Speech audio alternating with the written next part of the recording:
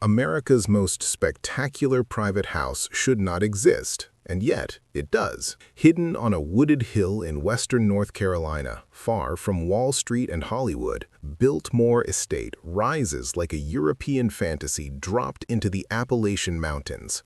With 250 rooms, 4 acres of floor space, 35 bedrooms, 43 bathrooms, and 65 fireplaces, it remains the largest privately owned home ever built in the United States.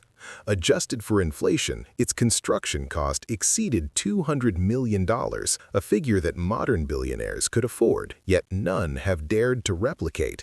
Biltmore is not just a mansion, it is a question carved in stone. Why did America stop building palaces? This story begins with George Washington Vanderbilt II, the youngest son of America's most powerful dynasty, who was shy, intellectual, and deeply uncomfortable with public attention. While his relatives dominated railroads, shipping lines, and steel empires, George collected books, studied agriculture, and dreamed of isolation. He did not want a townhouse on Fifth Avenue meant to impress rivals. He wanted a self-contained world where wealth could disappear into land, culture, and control. In the late 1880s, Vanderbilt quietly began purchasing land near Asheville, North Carolina, acquiring 125,000 acres of exhausted farmland and stripped forest.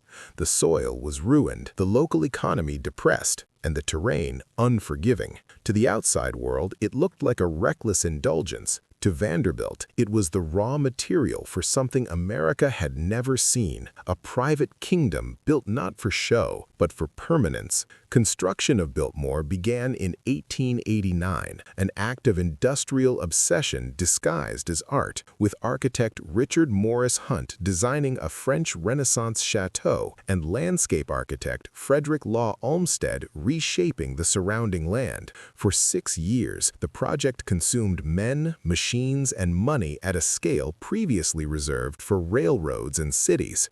A private railroad spur was built just to deliver materials. Thousands of laborers worked year-round. Stone was quarried on-site. Steel framing, electrical wiring, central heating, elevators, indoor plumbing, and refrigeration systems were installed decades before such features became common. Biltmore was not merely luxurious, it was technologically futuristic. Inside, the house contained an indoor swimming pool, a massive banquet hall, a winter garden filled with exotic plants, servant call systems, and one of the largest private libraries in America. Every detail was engineered to eliminate dependence on the outside world. Servants moved through hidden corridors. Food was preserved in refrigerated rooms. Water, power, and heat were managed internally. Surrounding the mansion, Vanderbilt created a scientific model farm, pioneering sustainable forestry, soil restoration, crop rotation, and livestock breeding with guidance from Gifford Pinchot.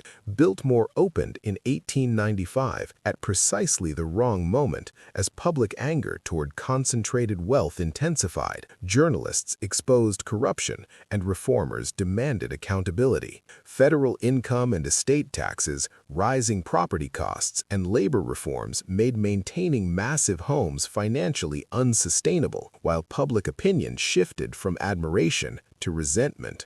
Across America, palaces were demolished, Fifth Avenue mansions were torn down, and Newport cottages abandoned or converted into museums. Biltmore survived only by becoming a historical artifact, opening to the public in 1930. The disappearance of palaces did not mean the disappearance of power. Modern billionaires are wealthier than the Vanderbilts ever were, but they no longer freeze their wealth into stone. Instead, they build invisibly through foundations, trusts, nonprofits, technology platforms, private islands, ranch empires, tax havens, and underground bunkers, wielding influence without visibility. Today, a modern Biltmore is impossible, not because of money, but because exposure is a liability. Taxes, maintenance, and public backlash would destroy any attempt. The lesson is brutal and simple. Stone creates targets. Systems create control. Biltmore still stands, not as a symbol of modern wealth, but as a fossil of a vanished philosophy, marking the last moment when American power believed it should be seen, admired, and immortalized. Today's elites do not build palaces, they outmaneuver history and build invisibility.